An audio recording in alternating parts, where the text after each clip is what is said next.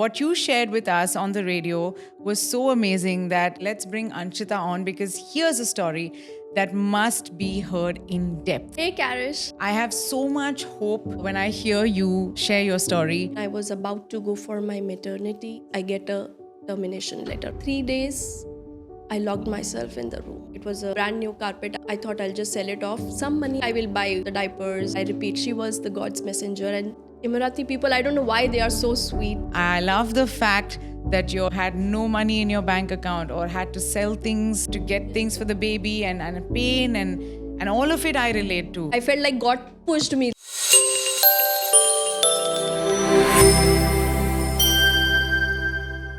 Hello and welcome to another episode of Hey Karish. I know my parents are the first ones to watch each episode, so I'm just going to quickly say hi, Mom and Dad, and thank you for taking so much time and loving us so much. And you know what? I've also decided to go ahead and read some of the comments that we've been receiving for our previous episodes. Now, this one came in for the episode that we did with Nitin Mirani, the stand-up artist. And this is from VJ Kambli 3375, who says, "Oh my God, the depth, the vulnerability, the insights, the honesty at Nitin Mirani. Truly commend you and appreciate your candor. Couldn't look away. The vibe with K and yourself left me feeling like a fly on the wall. Love it. Keep soaring. Much love and tons of hugs." Thank you, VJ Kambli 3375. I really appreciate that. In your appreciation post for Nitin Mirani, you had a mention for me in there as well. Thank you that you enjoyed our conversation. It is time right now for us to move on and have another interesting conversation, another incredible and authentic story with an amazing guest. It's time to meet my guest today. Hey, Anshita. Hey Karish. Welcome home and welcome to the show. Lovely place. Thank you. Anshita, I have a very interesting story of how I got to know you. So I'm going to jump straight in. All right. Are you comfortable? I know you're a bit nervous today. Have I made you slightly comfortable at all? Yeah.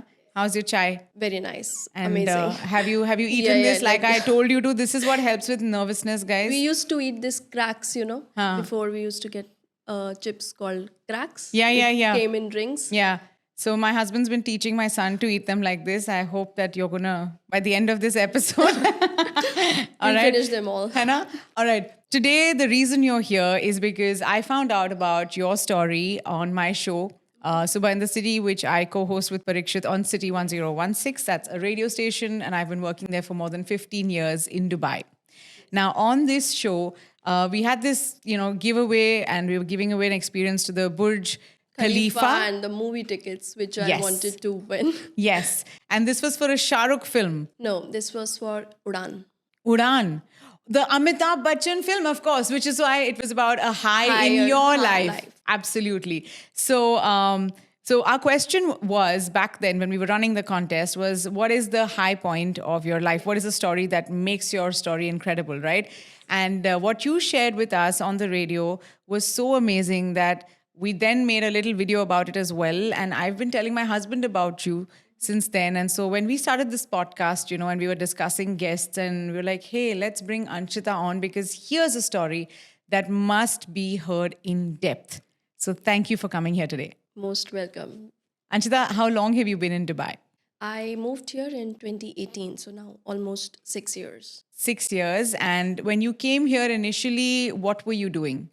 I got married and I then moved here. Initially, I came for a very short time, which was in 2016.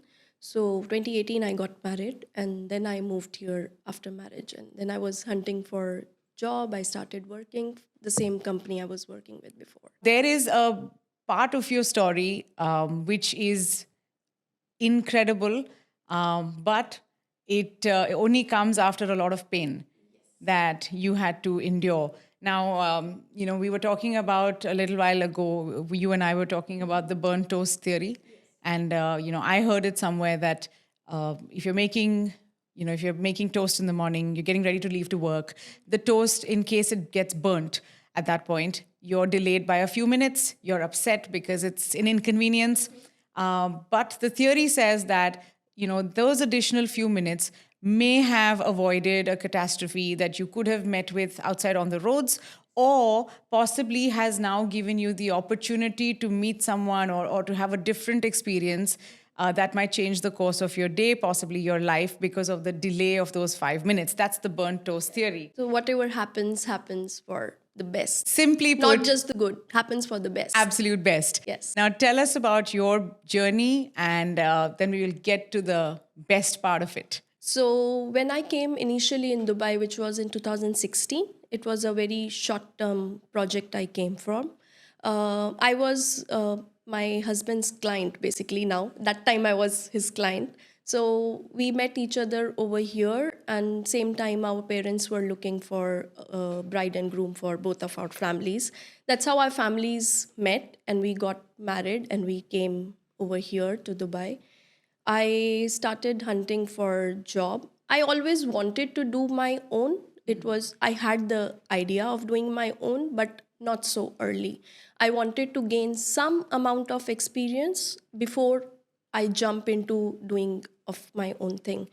And for anybody who's going to start a business or want to run a business, it's my like suggestion, just get a some amount of experience in that field. Whatever, if you want to sell clothes, you want to open a boutique, work for a boutique for 6 months or a year to gain some experience of how that business works. So when I started in 2018, I started working for a company I was working for, and I gave my day and night to that company with all my honesty and hard work.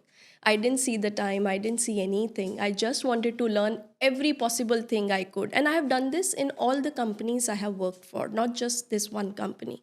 So I wanted to learn everything. I want to know ये कैसे होता है, ये कैसे होता है. Just because I had an agenda that after a few years, I want to do my own.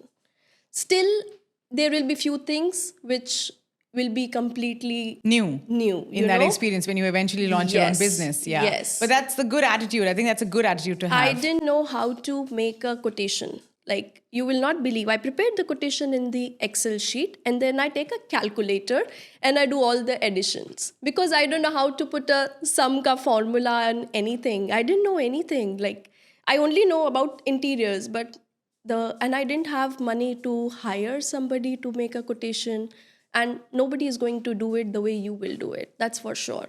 Be तुम किधर कितना भी professional people, you just bring it on the table. Till the time you don't get into it, they are not going to work the way you will work for your own thing. So that was the whole idea. I wanted to learn everything, but still I made so many mistakes, and mistakes are parts of success. It's okay to fail. I keep telling this to my daughter. It's okay to fail. It's okay to cry, but you will stand up. You will stand up. For every woman out there, everybody who's thinking like this is just the end of it, it's not. It's going to be, you will face it. You are like, Karish, your story has been like inspirational to so many people, so many. I'm sure at that point of time you must have thought that this is the end of it. But we, like, God has given us strength. We know how to fight for it. They have blessed us. We only get troubles we can handle. Yep, you're absolutely right. So coming back to where you were in this firm and you were doing your bit, you were working day and night. Of course, you had your bigger goal in mind. And at that point, you are an employee here, right? So what happened? Tell us. I know, but I want you to take your time and tell us. I worked day and night. Being pregnant also, I didn't look at the time. There was a time when I reached home 12 o'clock, 1 o'clock at night from my office. Pregnant, didn't eaten anything, given my 100%. And, but the COVID came, the pandemic occurred. I understand there was a cutoff in my salaries, which is, I was okay. I was asked to go for unpaid leaves, which is also okay. Right before 1 month, when I was about to go for my maternity on May 1st, my due date was June 28th. So just 1 or 2 months, I get a termination letter on my table. And I was one of the most performing employees. Because I have worked, I know this, because I have worked with all my heart and soul and completely with honesty. I never thought of I will do my own thing, or it had, like, when they ask what's your, in every interview they will ask what's your goal after 5 years. I'll always say I want to be on the other side of the table. Same thing, I said it, but I didn't know it will be so soon and in this way. The termination letter came and it was a complete state of shock. I was shocked because I thought maybe 2 months more of unpaid leave, maybe they will extend, Yeah, maybe yeah. I think I you had were my insurance with the company. mentally getting ready to receive a little bit of bad news, Yeah. not such Not a big the, one. yes. 3 days, I locked myself in the room. I couldn't believe this happened. I still remember, like, I'm not able to digest, like, how they know I need this job more than anybody else in the company at this point of time, at least. So when I'm just about to go and give birth next month, so I logged my, and then my baby starts moving in my tummy, and there's a little voice inside saying "मैं हूं ना." It was like a baby telling me that everything is going to be okay. Yeah. My dad often tells that बच्चा अपनी किस्मत खुद लेकर आता है. You don't need to be worried about it. He or she will bring their own destiny. You are just a messenger or a God who's just functioning of what God has decided for her. They have their own destiny. What was your husband's response at this time? He was okay. Everybody was okay. He was like, ho jayega, we will manage, we will do something, it's okay. But I was not prepared for it. See, I'm always thankful. I will always be thankful for that company. They have taught me a lot. Like, whatever knowledge I gained about the Dubai market over here is through the company. So I will be always thankful. I have no regrets. Like, because at the end of the day, it turned out to be something good. I never looked back. I never looked back. So believe in yourself. Like, we need to believe it. It took me 3 days. It took me so many phone calls from my parents. My husband was always being with me, supporting. We will manage, we will manage. But somewhere I was not prepared for it. So after 3 days, I get up. I said, nobody is going to decide if I should be the one working in the company or they will remove me. I will do my own. That inner voice just came. Let me start with something very small. I started with 500 dirham profit. That's it. That's the only profit What I did you made. start? What did you do? I Tell put us. a ad on Dubizzle saying that I'm an interior. I didn't mention any sympathy story or being I'm a pregnant. Nothing was there. I just randomly wrote that if anybody is looking for interior designing services for their home offices, I am available on this number. I get a phone call from a random guy. He asked me if I can do his 1 bedroom apartment. So I didn't know how much to charge. I don't know how much interior designers charge for this. So that time, with no money in my bank account, 500 was a huge amount of money I made that time. So I didn't know how much to charge. I discussed with my husband, how much should I charge for this? He was like, you see whatever you are comfortable with. So I just told him I will charge 1,000 dirhams for this. That's it. Okay. So 1,000 dirham, but in that I have to go store to store during pandemic and do his house, make sure the installation is done properly, because that time we didn't have anything in house. So I have to go store. So my cost was around 500 to do that, and 500 was profit over there. This was my first project. And with the 9-month belly, I am going store to store wearing 2 masks. And I was not even able to breathe, because I was full term pregnant. The baby will pop out anytime. And all the people, all the shopkeepers, be it in Dragon Mart, IKEA, home center, you name the store, I have been to that store during that time, and they are like looking at me that what is this woman doing? She's pregnant full term and she's roaming here with nothing, Yeah. just mask, gloves, and I'm just roaming and buying things for that apartment, whatever I could. And that's how it was. This was my first project, and after that I never stopped. I gave birth to my baby. After that, I get a phone call from one of my old suppliers saying that I have a small shop to be made. Will you be interested? I just gave birth. I just came home. It was 2 days C-section. I was like, yes. And my husband, everybody was like, can you really do it? We just, we are there to support you. Don't worry about it. I said, no, no, no, we can. I have to do this. 10 days, 15 days, I think, around. Didn't even heal the C-section scars or anything. I went to that site. I saw what it is, what the scope they are looking for. We did that project. But this couldn't have happened without my husband's support. He was always, always there. He used to go to his work and then evening give his time to my site also, because I had the baby to feed, baby to look for. I didn't have any house help. And even, for delivery, because my parents couldn't come here due to COVID, my in-laws couldn't come, nobody could come. There is like saying that God sent his own messenger. 2 days before my due date, to make that money for buying baby necessities, I thought of selling my household stuff. One of them was a carpet which I had. It was a brand new carpet I had bought when we moved into our apartment. So I thought I'll just sell it off. Some money I will get, even if it's 500 dirham, if this carpet makes, it's okay. At least something I will buy, for the diapers and the base. I didn't have money, not even 100 dirham in my account to buy those necessities at that time. So I put this ad on Dubizzle for selling this carpet.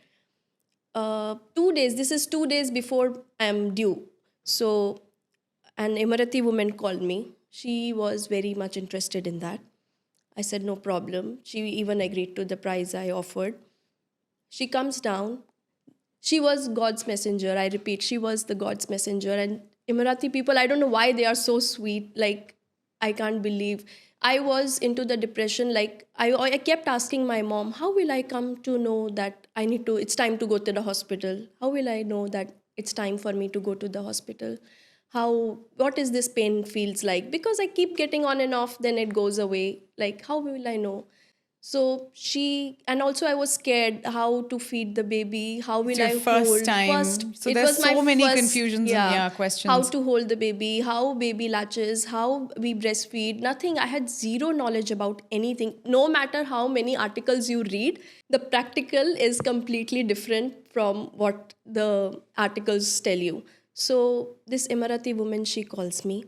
She tells me that I'm very much interested in that drug. She comes down near to my building, but she lost her way. So she parked the car somewhere and she's standing somewhere far near to my house in a grocery store. She tells me the name of the grocery store. It was June, 2 days before my due date, so 28, it was 26th of June. Outside, it was hot like anything. She calls me, it's very hot, and I'm not able to locate your building. Can you come down? I didn't think anything. I just grabbed one water bottle. I just put on my slippers and I just rushed down. No mask, nothing. I just rushed down and I just offered the water to her and brought her up. In the lift, she tells me that if I was your mother, I would have slapped you right now. And I was like, I'm sorry, did I do anything wrong? And she tells me, where is your mask?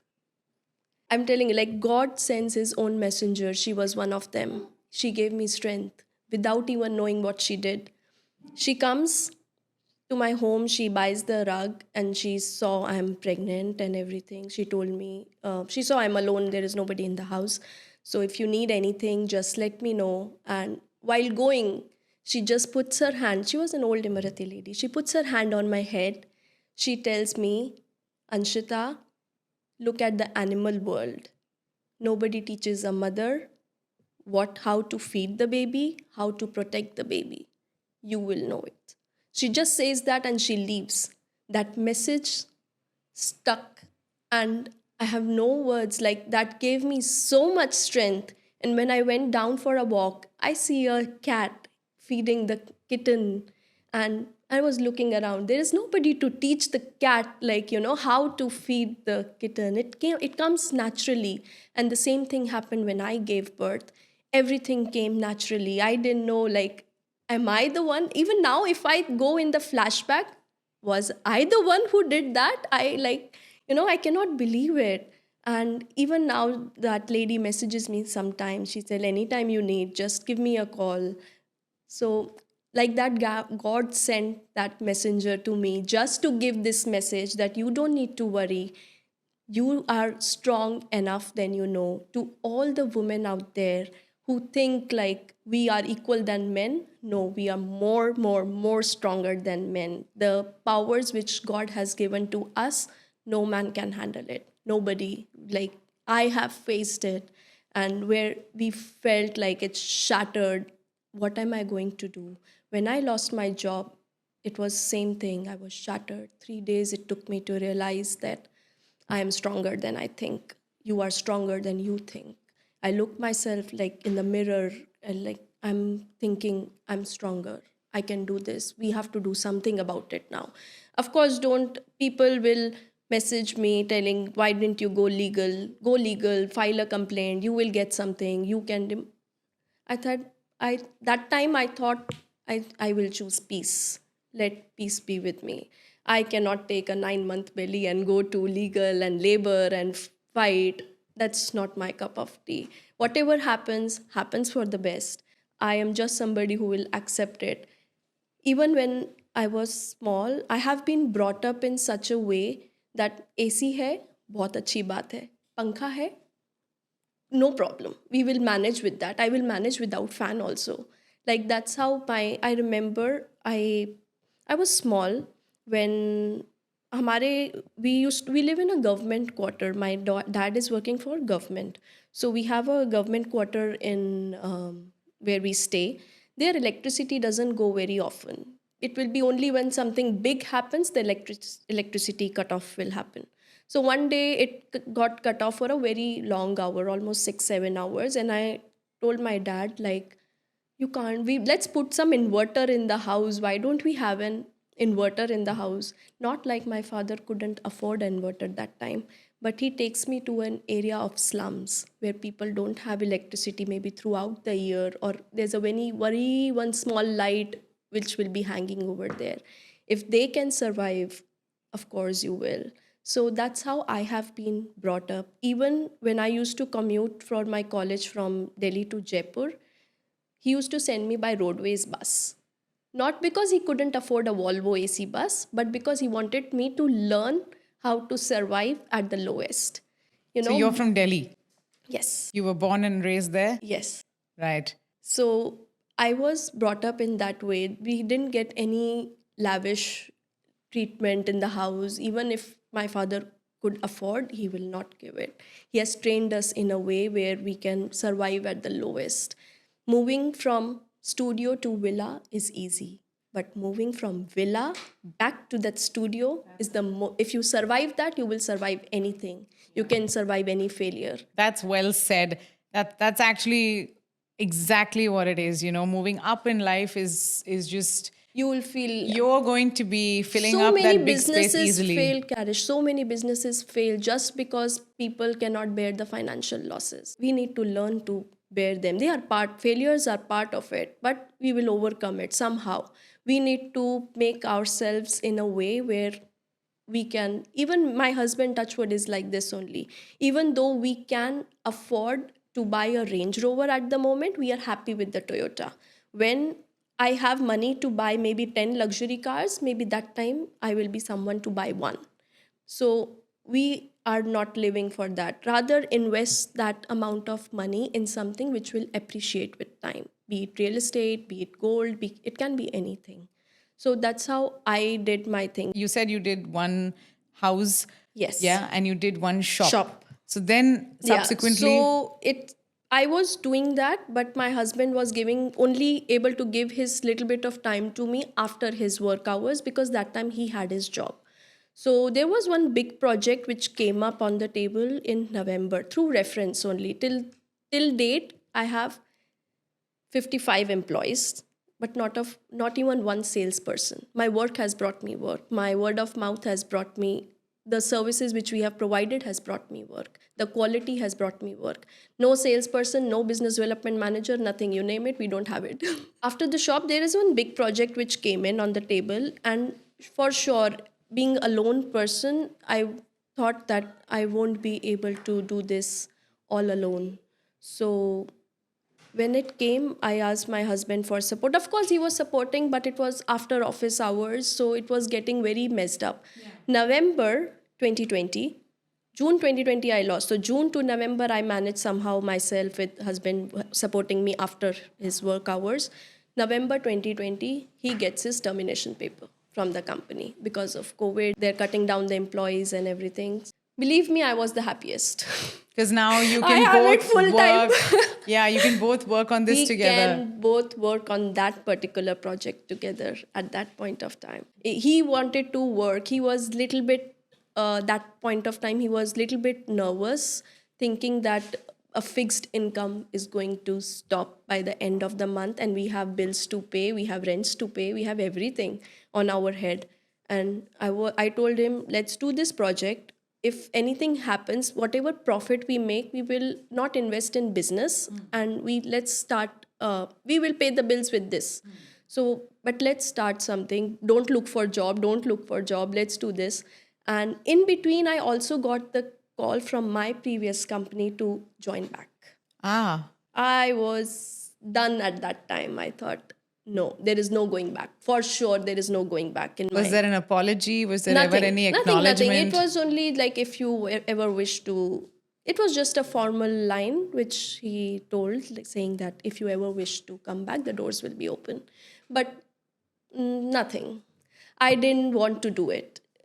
I was done. Whatever is gone is gone. Let's keep it aside. We are not focusing on that. What's gone is gone. Let's focus. Yeah. So where was your focus? You started your company with your husband? Yes. So we did this project. Initially, this license was from one of my husband's friend who owned this license, and he had a spare. So we told him we will pay you a percentage of it, and whatever projects we are doing through the license. And later he said, I am anyway not using it. You people take this license.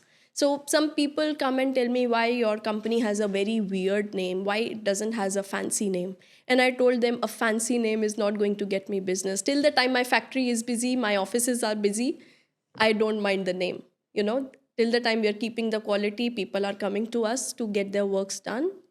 It's okay. Let the name be as it is. We don't have money to change the name or keep a fancy name or anything. So it's Al Ramad Interiors. So tell us. Actually, the full name is Al Ramad Al Tahabi, and it was a local owned license at that time. And we didn't have money to change the name. And for all those who don't know, English name or any name, it cost a bomb to change. How much does it cost? Approximately 25,000 dirhams. For a new business, it's a big amount. It is a huge investment. Plus now now we have 2 factories, not one. So we have now everything in-house. So when we started this project, the first big project which I told you, which I did with my husband, that client didn't pay the last payment. So, but that was a lesson. We did to the extent we could, but it was a lesson. It taught us so many things.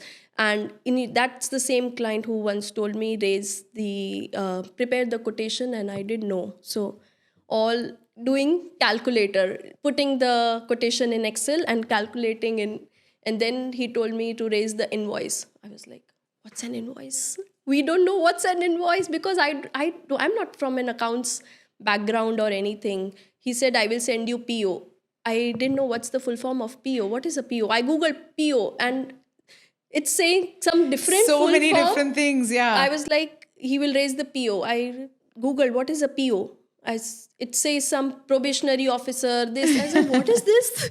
I was thinking maybe payment, I will release something. So you finally figured it's a purchase order. Yes. Then we figured out it's a purchase order. Okay. And then based on that, we made an invoice. If you see my first invoice, the format we made it in, it's just a piece of paper saying you need to pay this amount of dirhams and that's it. So me and my husband, for the 2 years, we didn't have an office. No office, nothing. Our home, we converted to a workstation and we worked from there.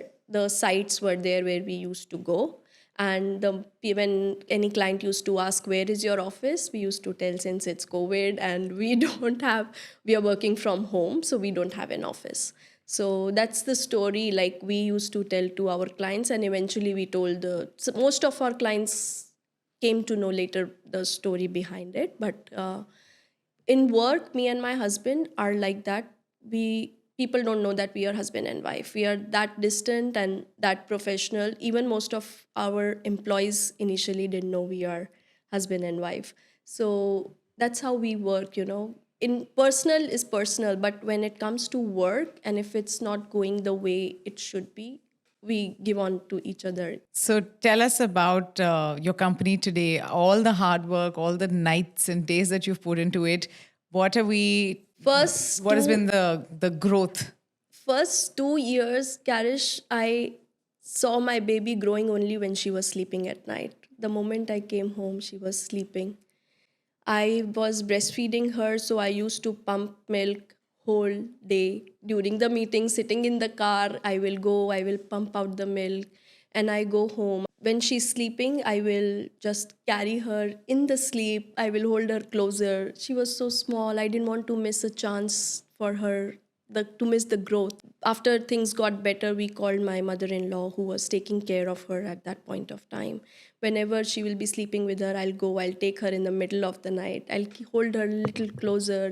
I didn't want to miss, and that mom guilt will always be there. If you are a working mom, you know it. That you miss the growth of the baby. Like you always wanted to see the baby in front of your eyes. But when I used to come at night, I used to see her. Morning, I used to go, she'll be again sleeping. So that was the first 2 years. Me and my husband used to come 3 a.m., 4 a.m.